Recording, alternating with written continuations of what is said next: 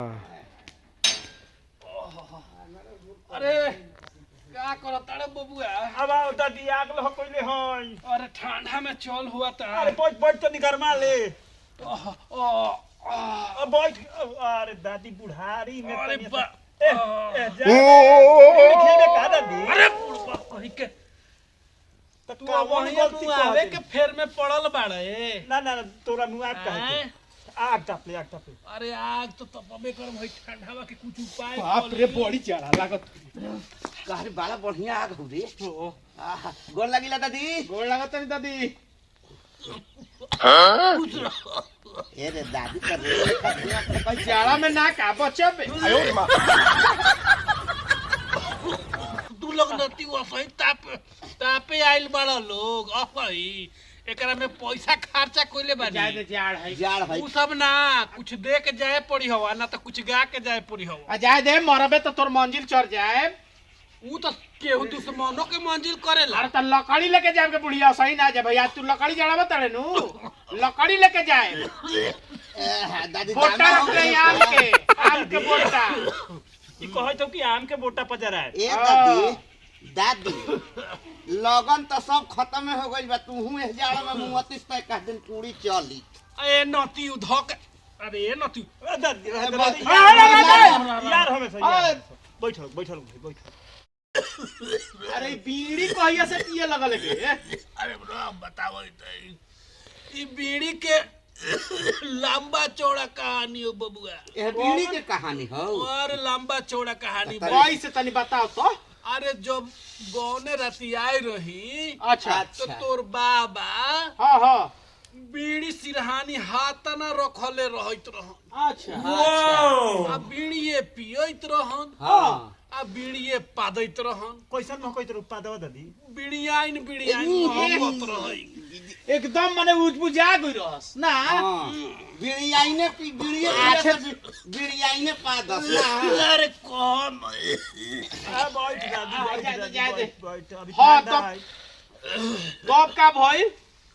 अरे तब उहे भइल कि वही दिन से हाँ हम बीड़ी धो लेनी। हाँ। जो कि बबुआ हाँ जब हम उनका से दूरी बनावे लगनी हाँ तो ऊ बुढ़ऊ एक बंडल बीड़ी हाँ आ एगो 1 किलो के हंसुली हाँ। हमारा अगाड़ी ला के रख देलन। तोरा मनावे खातिर। हो तो मान गइले बीड़ी पे हंसुली पर।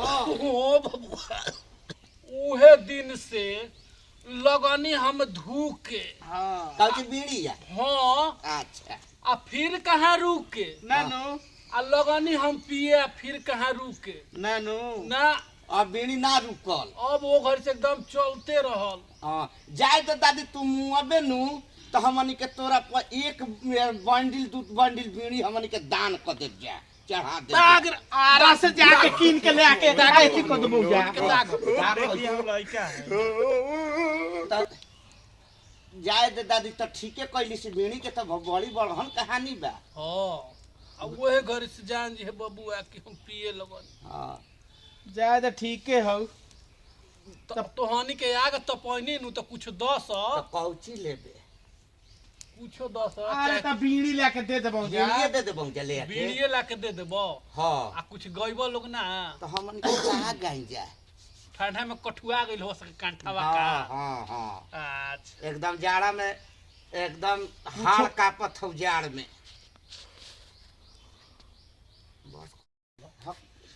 अरे नतिया तहनी के तो कुछ गाव सकी असही हमर कौड़ा ताप जीव तो फिरिए ना तो में तू पीनी के लिए समगाई लत ना पिनी को ना पीना के बनो एकदम ना पिनी को। देख अरे बाड़ा रे जताना से अरे बनौनी हम पूड़िया हाय रे पूड़िया। बाबा कहाँ से सुन याद रहू रे। एक बेर आऊगा दो। हाँ हाँ हाँ अरे बाड़ा रे जताना से अरे बनौनी हम पूड़िया हाय रे पूड़िया। आ पूड़िया खा गइल हई बुढ़िया। आई होबिए तोरा लोकता नती के बेटे। जा दे हम गावत हम। अब बैठ बैठ जा दे हाँ। जा दे जा दे। कौन खराब कोई नहीं है दादी। देख हम गावत है सुन। हाँ अरे जाड़ा लगे पड़ा लागे हो बढ़िया बढ़िया तो जना लागे पड़ा लागे होड़ गुदारी हां अब बुढ़िया के दमाद आइल मार मुंगारी तारा लोग ना